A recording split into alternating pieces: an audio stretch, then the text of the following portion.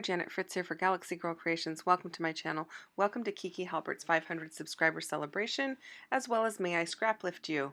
And today I am scraplifting Kiki. She has been making cards over on her Instagram, and so I chose this card to scraplift, and I thought it was really suitable because she also joined me for Stretch to Sketch this month, and it was our 3-year anniversary over there, so we all chose different things to use as inspiration, and she chose a card sketch and created a 12 by 12.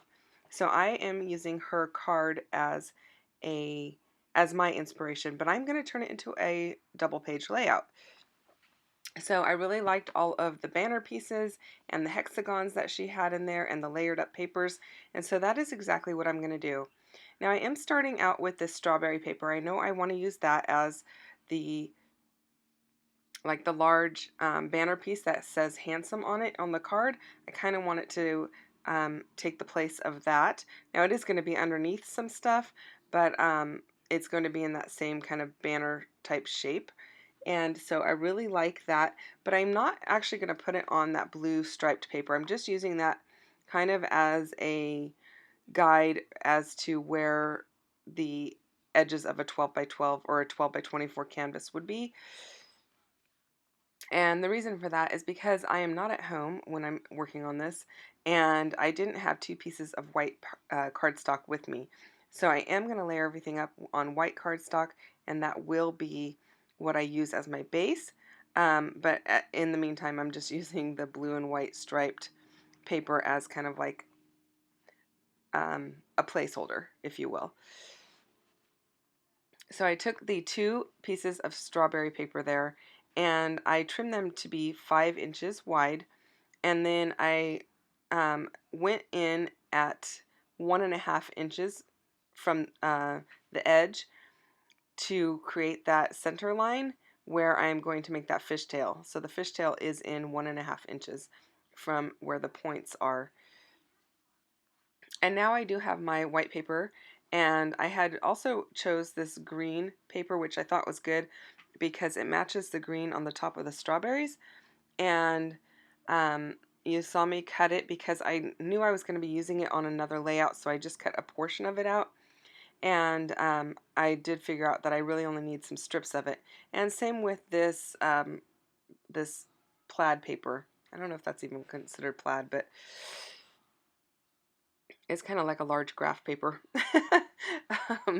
So I am pulling that in, and then I am inking everything with this red ink that I have from Prima. It's a Prima chalk edger, and I take those with me when I travel. So I'm again not at home, so I have been at home and been back, and so I am just using my chalk edger to go ahead and do that because I have it with me. And I don't have any ATG tape with me, so I am using this, I don't even know what kind of tape it is. It's been in my stash for quite some time, but it's like the tear and peel tape. So I don't mind it for long stretches like this, but I wouldn't want to use it all the time. It's kind of annoying. And that's probably why it's been in my stash for so long. The ladies who use this kind of tape all the time, I am so impressed by them. It seems like so much extra work. Now you might notice I didn't go all the way to the end of those strawberry papers with the fishtail. I went all the way to the fishtail end, but not the other end, and that's because I'm going to trim a portion of that off, because if I left it all the length that it was, the fishtails would reach all the way to the edge of the white paper. Now I have my white paper just, sorry about my head in the shot there. I have my white paper all the way but up next to each other, and I am going to go ahead and just build my layout like that, and then I will cut it apart in the center. I'm using my T-square ruler to line up my paper so it looks like it spans the entire distance, even though there is a gap there, and so that I'm not wasting that paper. And then same with the green paper. I'm also using the strawberry paper as kind of a guideline as to how close together they have to be, so that I don't have a gap where the strawberry paper is not covering it up. Hopefully that made sense. And then I just want to make sure they're kind of straight on the papers, mostly because you know, if some things are off, it's not a big deal, but when you have a large span, the further out the span is, the more you can tell that things are not level. So I go ahead and have that done, and then when I get back home, I decided to create a title on my silhouette, and my title is going to be Strawberry Fields Forever. And I went ahead and cut that. I don't show you the process of how to cut that on your silhouette. There are tons of silhouette tutorials out there, so I'm not going to really cover that. But I already have it layered up and ready to go there. I also cut a bunch of hexagons in varying sizes on my silhouette, and I just layered them up with black, and all of those were done on the silhouette. And so I have two photos there in the center that have yellow post-it over it, and that's because it has some people in it that I didn't really want to put out on social media. Um, for privacy purposes, for their privacy purposes, not mine. But anyway, so I apologize that there's a big yellow post-it in the middle, but it is serving a purpose there. You saw me cut there was the words Pescadero, California, or CA, because that's the little town that we're in where we're strawberry picking. Actually, we're picking strawberries and blackberries. And you can see in the photo there, I've got a photo of both in the bins. And I thought that was a nice colorful photo to include, as well as the people out at this farm. The people being me and my husband, and then our friends that are in the photo. Anyway, so I decided I'm going to put that title, Pescadero, California, in between those two horizontal photos that have the yellow stickies on them. And you can see I have the P sitting there just to kind of make sure I leave the spacing large enough to put those letters in there. Now I am going to go ahead and just layer up all of these hexagons, and I'm using hexagons that may not be complete. Like, I ran out of some of the green and the red, but you don't need a full hexagon if it's going to be covered by the photo. So I'm just using what I have to kind of span the distance. And I want some of that green on each side and some of the red on each side. Now I have way more red than I have of the green, but I don't feel like I need as much green in the middle of the whole layout because it is kind of bordered by the green paper that is layered underneath everything. So I'm just kind of layering things in, and yes, the hexagons are varying sizes, which that was done intentionally. On her card, she has hexagons in varying sizes, so I wanted to kind of go with that same feel. And I also like the way that it looks because it gives a different feel to the flow. So there's a little bit more movement, I feel like, and it feels a little more whimsical than maybe if I used hexagons that were all the same size, perfectly placed. So uh, that's at least how it feels to me. I don't know if it reads that way across the video, but that's what it feels like as I'm making the layout. So I did have to move a few things around in there just to accommodate um, the hexagons that didn't have a full sheet of the colored paper over the top. And so you can see I'm just kind of like layering things around, moving them so that they fit right. And I do like the way that it's all coming together. I am going with a diagonal flow across this, and I do use the diagonal um, a diagonal quite often in scrapbooking. I really like the way that it looks, and I like the flow of it. While I work on getting those placed, I'll tell you a little bit about both hops. So May I Scraplift You was started by Crystal Barrett, so she's playing along all month, and I am playing along all month, and there's several people playing along throughout the month, whether it be every day or weekly. You can find the list of everyone playing along down below. We are scraplifting some of our favorite scrapbookers or people that follow us on Instagram, returning some of the love. So go and check out everyone who's playing along. And then we are also celebrating Kiki's 500 subscriber milestone, which is a huge milestone in, you know, in YouTube, and it's pretty exciting. So we want to make sure that we leave her a little bit of love also. She's very talented and she's an awesome person. I also do scrapbooking from the heart with her. That is her series, and I really enjoy that. It's a monthly series that we do, and we have a prompt each month, and it's more journaling focused than necessarily like an event or just cute photos. So it's more journaling focused, and we have a prompt each month and a mood board, and it's been so much fun playing along with her on that each month.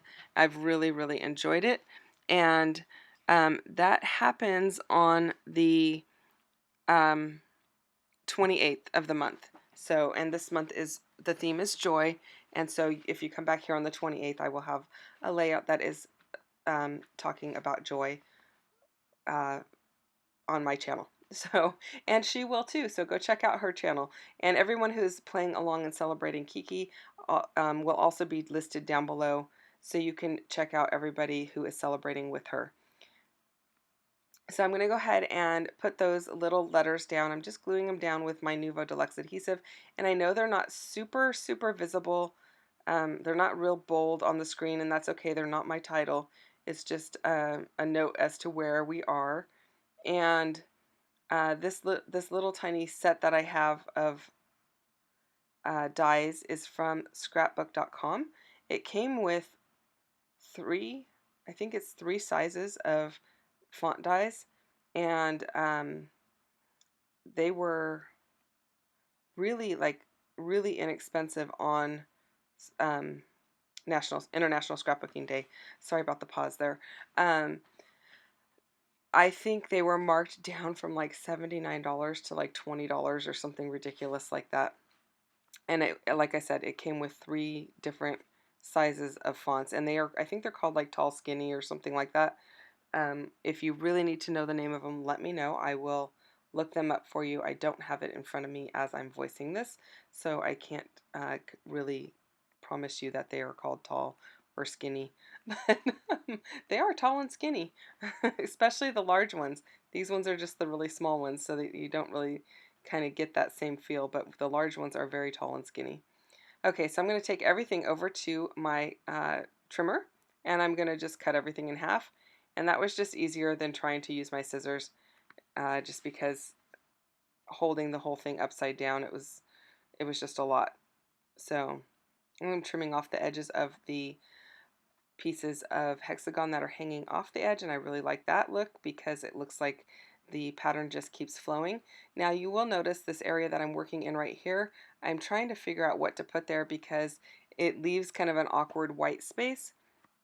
And then I put the other hexagon up there seeing if it would fit and work, and it does, but then it leaves another awkward space between the corner of the green paper, that green hexagon, and then the other hexagon that I was thinking to put there. So I've got to do something with that in my embellishing to fix that little area up in that upper left-hand corner. I went through my bin of pink scrapbook supplies. If you follow me and know that I have bins that are sorted by color, any ephemera that I don't use right off the bat in a collection, or that when I think I'm kind of done with the majority of stuff, I just cut it up into and sort it by color into these bins. So I went through my light pink bin and pulled out these flowers. I believe they're Maggie Holmes. I can't swear to it, but I think they are. They've been in my stash for years and years, and so I'm really happy to get those on this layout, using up all of these little pink things. Really happy to get those on the layout. I had these little tags up in the corner up in the upper left-hand corner where I finally covered up that little area. One is a little joke, and one says "very cute," I believe.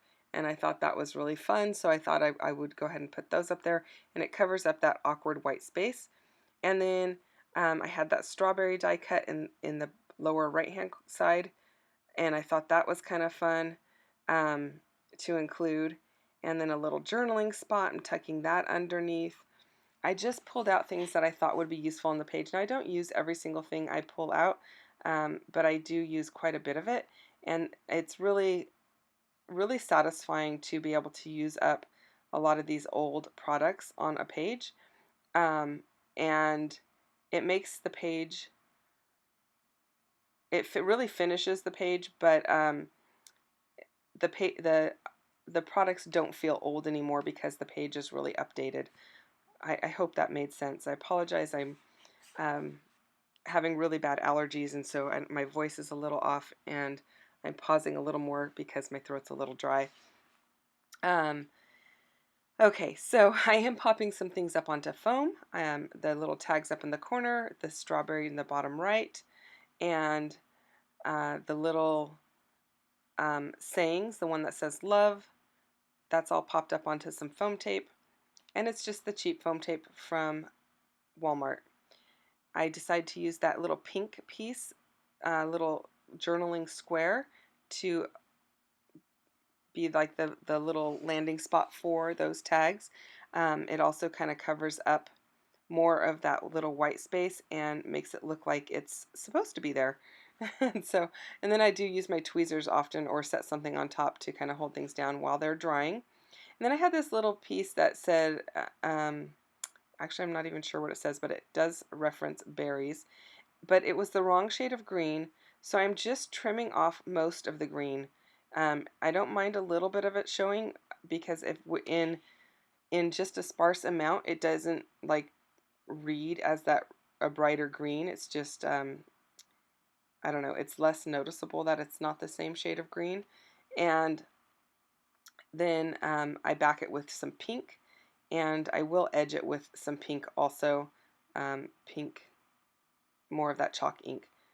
And that really adds to it, and kind of finishes it off. I think it says something like it's a berry sweet day or something. You'll be able to see it much better in the close-ups. So I also have that pink little clip that has a heart on it, and I will put that onto the photo with the berries, kind of playing around with where I want it. And that's where it does end up staying, so I thought that was kind of fun to get a clip on there. I have several clips. I don't use them often, but I really like that little tiny one, because it's just enough to add to the photo, but it's not so big that it's covering anything in the photo. It's not bending the photo or anything like that. Then I have these little tiny strawberries that are from Jolie's, and I'm using those kind of in place of sequins or enamel dots, and I'm just kind of scattering them around into my embellishment clusters. And that is pretty much going to do it for this layout. I thank you so much for watching. I hope you go and check out everyone else who is playing along. I did want to mention off camera, I do add some black and white baker's twine to the tags in the upper left and the lower right to finish everything off. So again, thanks for watching. Thanks for choosing my channel to spend your time with, and I really appreciate you. If you don't already subscribe to my channel, I hope that you would consider subscribing, and if you enjoyed this video, hit like. And thank you so much for subscribing if you are subscribed. I'll be back again tomorrow with another video. Bye-bye.